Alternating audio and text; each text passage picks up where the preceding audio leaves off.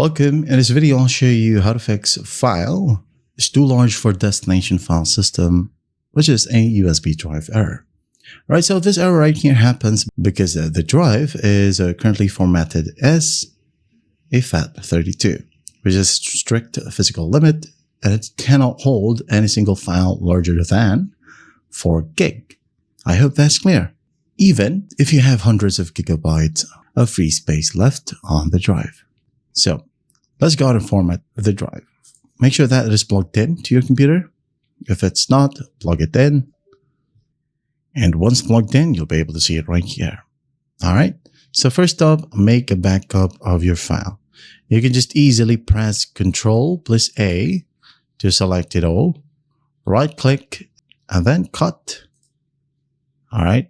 Now make it a folder right here on your desktop. Right click, new folder, USB or flash drive, backup. Hit on enter. You have the folder, double click on it, right click and paste all of your files. Okay, so once the backup is done, you can then go ahead and go back to your flash drive. Okay, this PC, here we have the flash drive, right click, click on format, and then make sure that you use, instead of FAT32, go ahead and use NTFS or exFAT. Okay, so exFAT right here is the best choice if you use your USB drive on both Windows and Mac computers. Now NTFS right here is ideal if you only use the drive on Windows PC. So go ahead and select your choice, capacity right here, and the allocation, leave it to default, and then click on start.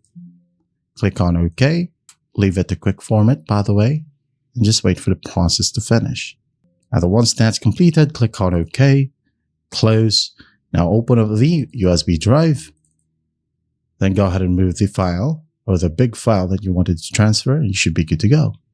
That's how you fix files too large for destination file system USB drive error. I hope this video helps, and I'll see you in the next one.